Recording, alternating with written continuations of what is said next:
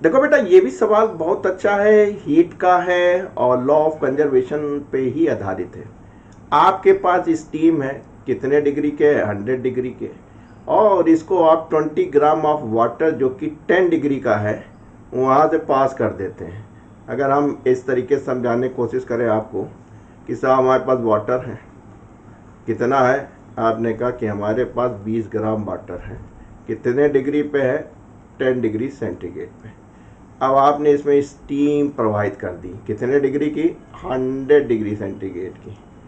तो क्या होगा? स्टीम जब इसमें आप डालेंगे तो इस वाटर का टेम्परेचर भी बढ़ेगा। 100 डिग्री कहाँ, ये बेचारा 10 डिग्री का। कितना एक्वायर किया है उसने? 80 डिग्री है। फाइनली इसका 80 डिग्री हो गया।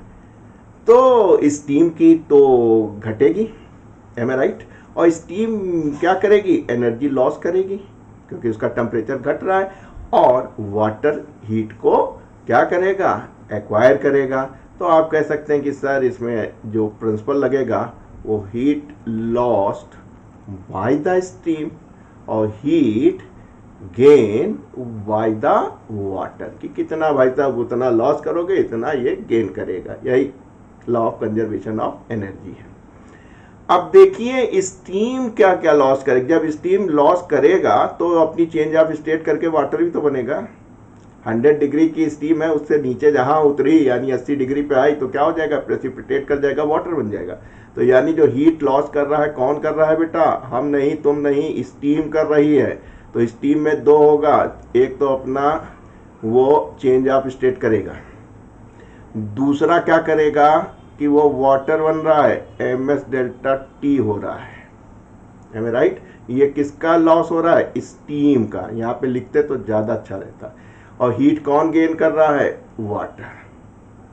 तो वाटर की स्थिति क्या है? कहीं साहब हमारे पास 20 ग्राम थे हम, और हमारी स्पेसिफिक हीट ये थी, और हमारा टेम्परेचर 10 से बढ़ के 80 डिग्री हो गया, तो हम एनर्जी गेन कर लिए।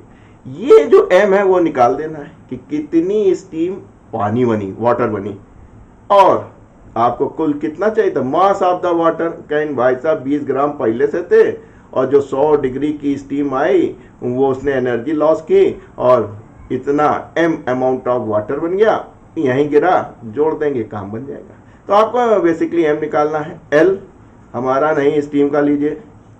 कौन चेंज ऑफ स्टेट कर रहा है? स्टीम कर रही है। यही स्टीम जो है वो पानी बन रही है। स्पेसिफिक हीट कैलोरी ग्राम, बहुत अच्छी बात है, 1 ले लिया। कितना टेम्परेचर हो रहा है? स्टीम आ रही थी 100 डिग्री की, और फाइनली क्या टेम्परेचर रहा आपका? 80 डिग्री का।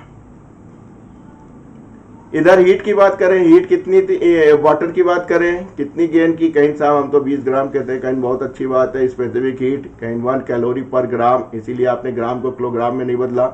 और कहीं तुम्हारा टेम्परेचर क्या हुआ? कहीं सर हम 10 के थे 80 हो गए, तो यानी 80 माइनस 10, सॉल्व कर लीजिए, एम निकल आएगा। तो 50 एम प्लस यहाँ से कितने बचे? 20 एम। यहाँ आपका क्या बचा? 20 इंटू 70, 80 में से 10 गए, ये 560 है।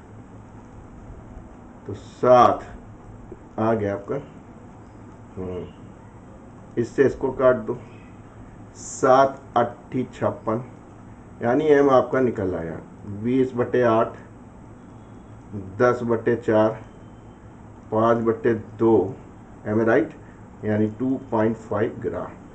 ये 2.5 ग्राम क्या है? ये स्टीम है जो पानी बन गया था पानी के साथ मिलके। तो कह रहे हैं कि water mass of water present, कहीं हम सर 20 ग्राम पहले से थे, और ये जो स्टीम है वो 2.5 ग्राम पानी बन गई है। तो टोटल कितना हो गया? 22.5 ग्राम ऑफ वाटर अब इसके अंदर मौजूद है। यानी डॉक्टर साहब 4th was the correct one.